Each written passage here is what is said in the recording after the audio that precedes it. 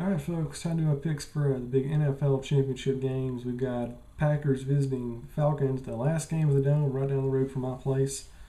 For the NFC championship, and for the AFC championship, we got the Steelers visiting Foxborough, taking on the Patriots. Very quickly, it looks like Vegas has the Falcons listed as a 5-point favorite against the Packers, with the over-under being 61. Meanwhile, the Patriots are a 6-point favorite, and they are giving that one a 51 over-under. So what that tells you is that, folks, defensive play in the NFL is officially dead.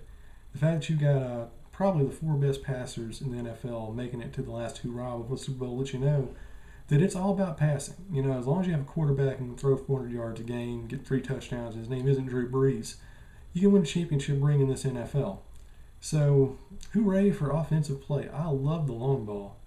Never want to see defensive play or run-oriented football ever again. This is just dynamic. All right, so very quickly, I'm not going to waste too much time listening because there's not a whole lot to say. For the Falcons-Packers game, here's the thing. You look at Aaron Rodgers' stats, you look at Matt Ryan's stats. They're pretty similar. It looks like Matt Ryan's got about 500 more yards passing. It looks like Rodgers has 1 more touchdown, same amount of interceptions. Now, the big differential here is you got to look at the passing game and the running game. You look at Green Bay, clearly their top rusher is Montgomery. He's only got 3 touchdowns in the year, barely 400 yards. Devontae Freeman got 11 touchdowns and more than 1,000 yards rushing.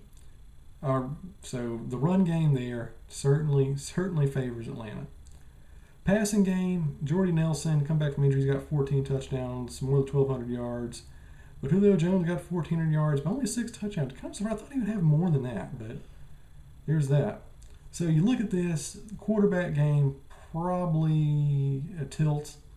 Rushing game goes towards Atlanta. Receiver core kind of goes towards Green Bay. So with all that in mind, you kind of wonder if you can't get the run game going, and Green Bay's been a little bit weak against the run. With the Falcons, they've been burned by the run game as well, and they've been burned on the long pass. And Aaron Rodgers throws a lot of long passes. He's the king of Hail Marys. So this all comes down to what else? Defense.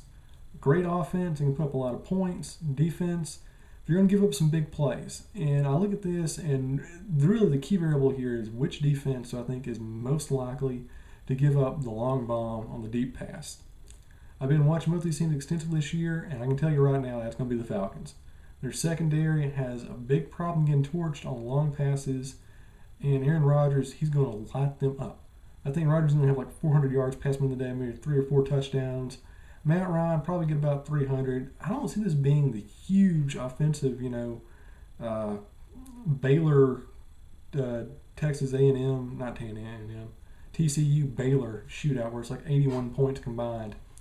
I think Green Bay gets the ball rolling and they end up winning this one by a score of 40-21. So Packers, they're a puncher ticket to the Super Bowl. Going over the Steelers-Patriots one, kind of the same story here. Both these guys are very, very good quarterbacks. Of course, Ben Roethlisberger has, 11 more interceptions than Tom Brady. But Roethlisberger's got more yards. That counts for something. As far as rushing yards, blew my mind looking at this. Le'Veon Bell, 7 touchdowns, 1,200-plus yards. LeGarrette Blount, 18 touchdowns, 1,100 yards. I had no idea he had that many more touchdowns than the guy considered the best back in NFL. And then, of course, you look at the receiving game. Antonio Brown, he's 1,200 yards, 12 touchdowns. Edelman, 1,100 yards, 3 touchdowns. He's their big receiver. So, all of that to say, quarterbacking, I'm going to give this to the Patriots. That's the advantage.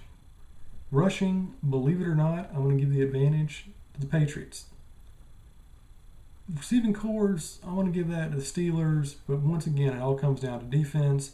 Same thing with the Falcons and the Packers game. Which defense is most likely to get burned on the long pass?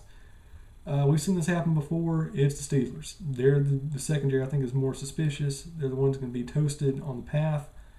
And Brady, he's great with the long ball. We saw him doing it against the Texans. We saw him do it against pretty much every team this season. They can do that. And I think it's going to be pretty close for 2 quarters, and then in the second half, the wheels just fall off the wagon. I think the Patriots will win this one pretty easily. 38-7, my final prediction. So that's it. Those are my championship game predictions. Got Packers beating the Falcons, and I got the Patriots beating the Steelers, which means we finally get our rematch of the 1997 Super Bowl. No Brett Favre, no Drew Bledsoe, same outcome. We'll have to wait and see.